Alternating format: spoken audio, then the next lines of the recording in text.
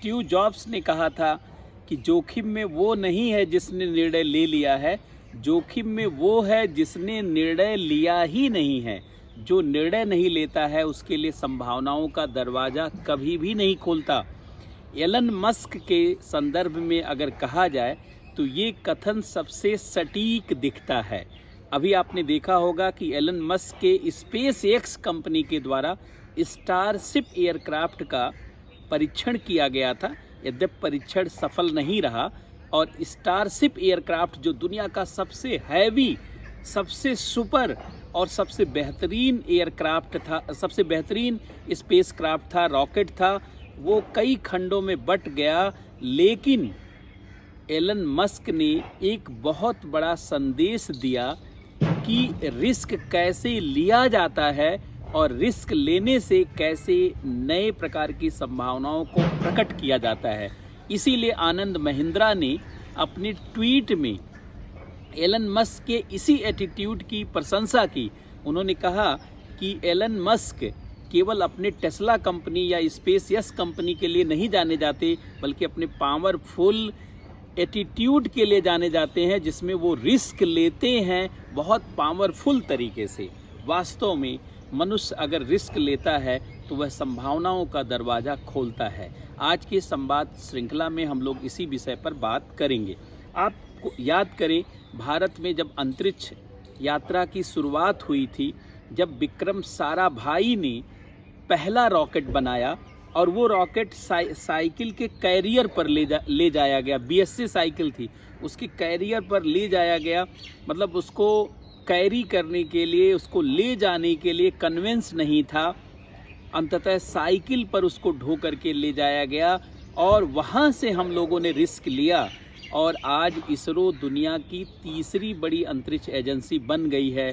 लोग हंसी मजाक में कहते हैं कि इसरो अब इस रो में नहीं है, उस रो में है। तो निश्चित रूप से एलन मस्क का सारा जो एंटरप्रेन्योरशिप ही है वो रिस्क पर आधारित है। अगर आप आइंस्टीन को भी पढ़ेंगे तो एक बार आइंस्टीन ने कहा था कि जो व्यक्ति रिस्क लेता है वह भविष्य के अज्ञात दरवाजे को खोल देता है और वो अज्ञात दरवाज़ा नई संभावनाओं और अनेक संभावनाओं का भंडार होता है। इसीलिए जितने भी लोग इस दुनिया में रिस्क लेते हैं वो सृजन के बड़े कार्यकर्ता हैं। लगता है प्रकृति और ईश्वर ने उन्हें प्रकृति के महान दरवाज़ों को खोलने के लिए चाबी के रूप में भेजा है। जो लोग रिस्क नहीं लेते, हमेशा विकल्प ढूंढते रहते हैं, वो ईश्वर के या कहा जाए प्रकृति के सबसे छोटे जानते हैं, उपहार हैं, अर्थात उनकी कोई बड़ी भूमिका नहीं है। वास्तव में संकल्प का कोई विकल्प नहीं होता। स्टारशिप एयरक्राफ्ट के बारे में थोड़ा आप सुन लें। देखिए, स्टारशिप एयरक्राफ्ट बाकी रॉकेट की तुलना में, स्पेसक्राफ्ट की तुलना में क्यों अलग था? अभी तक दुनिया में जितने भी स्पेसक्राफ्ट या रॉकेट बनाए गए हैं वो दो प्रकार के हैं।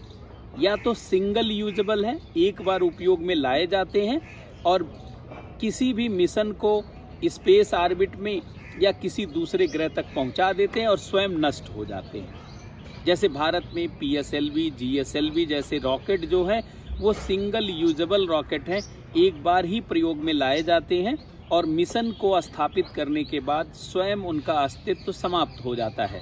दूसरे प्रकार के ऐसे रॉकेट होते हैं जो रीयूजेबल होते हैं, एक से अधिक बार प्रयोग में लाए जा सकते हैं, जो स्पेस मिशन को स्पेस ऑर्बिट में स्थापित करने के बाद या दूसरे ग्रहों पर स्थापित करने के बाद दोबारा प्रयोग में लाए जा सकते हैं।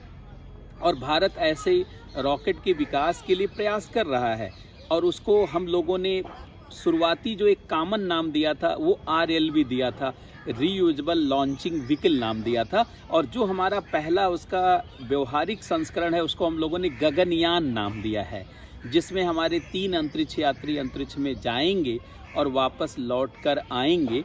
इसी को गगनयान मिशन कहा जाता है, जिसकी घोषणा भारत के प्रधानमंत्री ने 15 अगस्त 2018 को की थी। यद्यपि 2022 तक गगनयान मिशन छोड़ने का लक्ष्य बनाया गया था, लेकिन कोरोना और कई कारणों से वह तय समय पर लॉन्च नहीं हो पाया। लेकिन डॉक्टर VR ललथम्बिका जो महान महिला अंतरिक्ष वैज्ञानिक हैं, उनके नेतृत्व में यह कार्यक्रम चलाया जा रहा है और भविष्य में बेहतर ढंग से सफल होगा। आपने नासा के कुछ रॉकेट के बारे में सुना होगा, Columbia, Atlantis, Discovery, Endeavour, Challenger, ये सब रीयूजेबल लॉन्चिंग व्हीकल थे, अर्थात रॉकेट थे, स्पेसक्राफ्ट थे। लेकिन इससे भी अलग है इस स्टारशिप एयरक्राफ्ट। आप कहेंगे और क्या अलग है इसमें?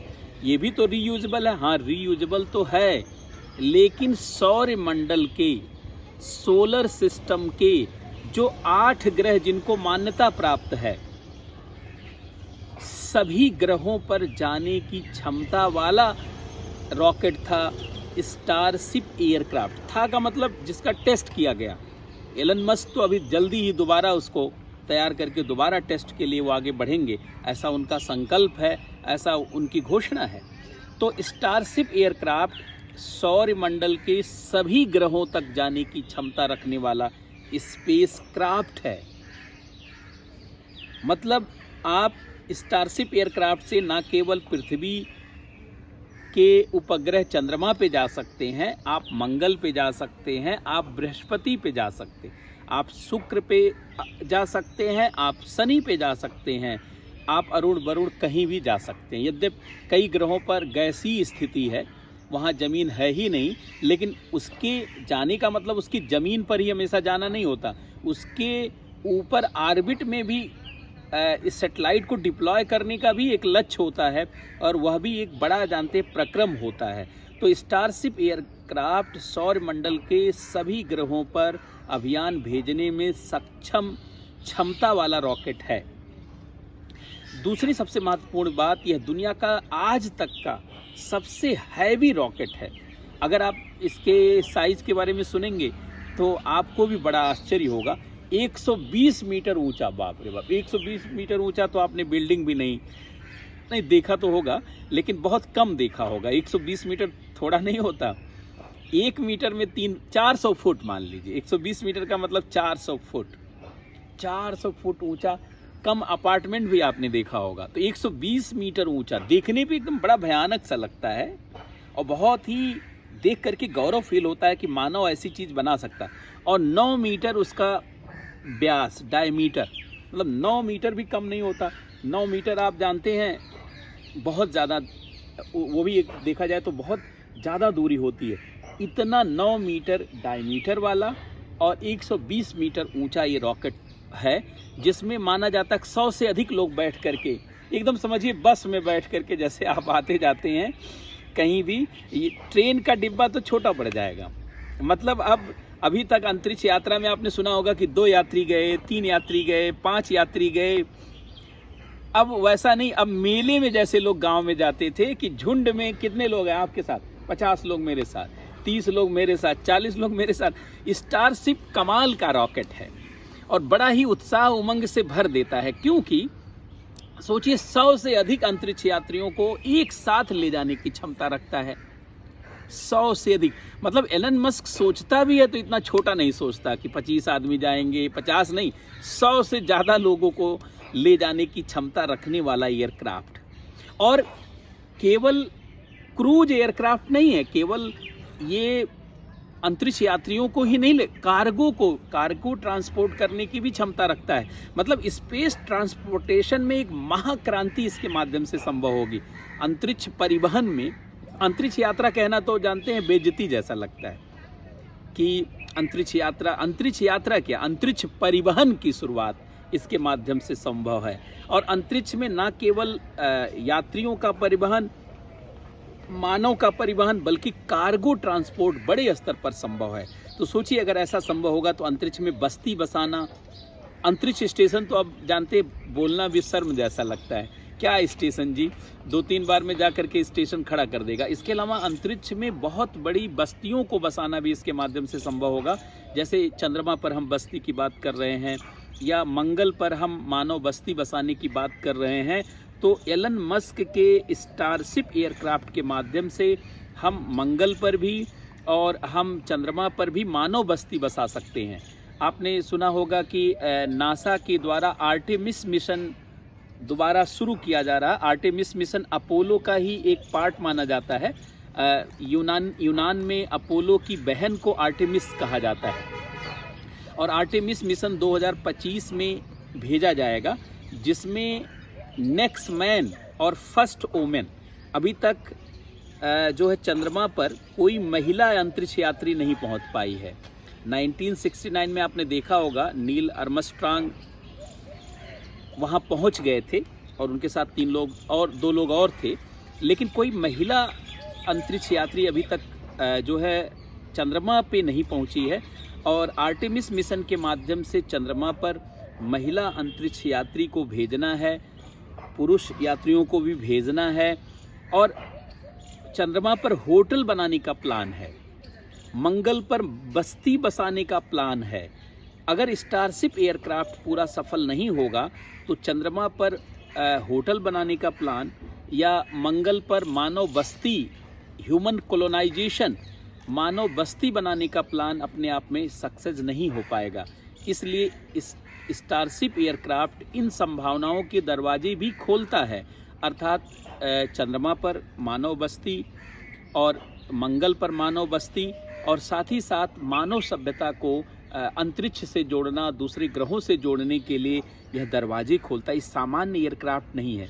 मुझे याद आता है आधुनिक आइंस्टीन कहा जाता था, जो है तो उन्होंने कहा था एक बार जो है कि कुछ दिनों के बाद पृथ्वी मानव के रहने लायक नहीं रहेगी। तो हम लोग सोचते थे कि भाई जो है ये क्यों उन्होंने बोला कि पृथ्वी मानव के रहने के लायक नहीं होगी। तो बाद में जब कोरोना आया तो पता चला कि वास्तव में पृथ्वी मानव के रहने लायक नहीं है। पहले लगा कि शहर रहने लायक नहीं है, लोग गांव भागने लगे। कोरोना की जब पहली लहर आई तो लोग गांव जाने लगे। आपने देखा होगा तमाम वीडियो, कैसे लोग गांव गए, कितने परेशानी से। लेकिन जब कोरोना की दूसरी लहर आई तो पता चला कि अब गांव भी रहने लायक नहीं है। कोरोना की पहले लहर में पता चला शहर रहने लायक नहीं है और दूसरे लहर में पता चला कि गांव रहने लायक नहीं, क्योंकि गांव में भी बहुत लोगों की डेथ हुई।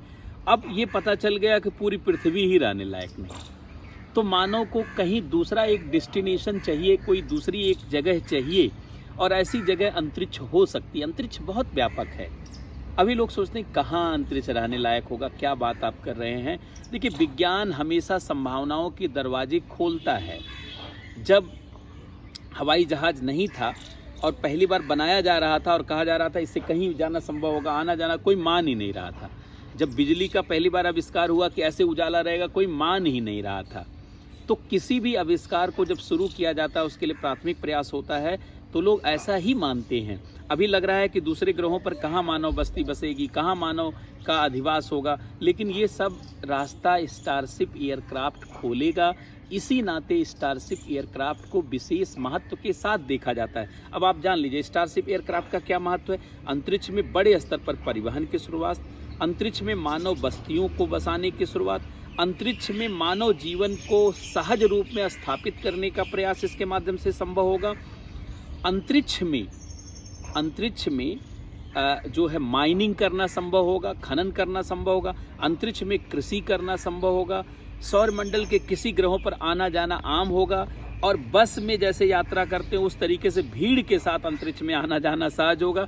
इन सभी संभावनाओं के दरवाजे स्टारशिप एयरक्राफ्ट खोलता है। इसीलिए स्टारशिप विशेष महत्व का है और इसमें रैप्टर इंजन लगे हैं। रैप्टर इंजन ऐसे इंजन होते हैं जो एक से अधिक बार प्रयोग में लाए जा सकते हैं। तो रैप्टर इंजन का भी बोलबाला जानते शुरू है स्टारशिप एयरक्राफ्ट के माध्यम से। साथ में आपसे पूछा जा सकता है स्पेस एक्स कंपनी कब बनी? 2002 में बनी। नासा की स्थापना कब हुई? 1958 में हुई। इसरो की स्थापना कब हुई? 1969 में हुई।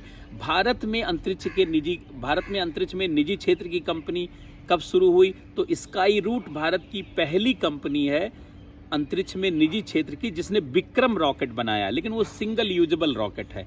और भारत में अंतरिक्ष का निजीकरण कब किया? 2020 में घोषणा की। भारत ने अंतरिक्ष के निजीकरण की घोषणा की और इसके लिए इन स्पेस नामक एक संस्था बनाई गई है। ISPA इंडियन स्पेस एसोसिएशन 2021 में बनाया गया, 2020 में इन स्पेस बनाया गया है। और इस तरीके की बहुत सारे प्रयास जो हम लोग कर रहे हैं उनको भी आप सभी लोगों को जानने की आवश्यकता है। एग्जाम के नज़रिए से स्टारशिप एयरक्राफ्ट बहुत ही महत्वपूर्ण है। ये मान के चलिए कि इससे क्वेश्चन आना एकदम तय है। इसलिए आपको इसको पढ़ करके रखना है, समझ के रखना है और इस पर ध्यान देना। साथ में मेंस के लिए भी यह क्वेश्चन का नज़रिया छोड़ता है, क्योंकि अंतरिक्ष में अभी सामान्य गतिविधियों की शुरुआत है। स्टारशिप से अंतरिक्ष में आम गतिविधि, आम जीवन जैसे जानते हैं गतिविधियों की शुरुआत होगी। जब पहली बार कोई गांव से शहर में आया था तो जिस तरीके से कौतूहल मची थी, लेकिन जब बहुत अधिक संख्या में गांव से शहर लोग आने लगे तो उससे एक नए तरीके के जानते जीवन और सभ्यता की शुरुआत हुई। वैसे स्टारशिप नए दौर की शुरुआत करने वाला है। बहुत बहुत धन्यवाद सबको, बहुत बहुत नमस्कार। कल हम लोग नए विषय के साथ दोबारा मिलेंगे।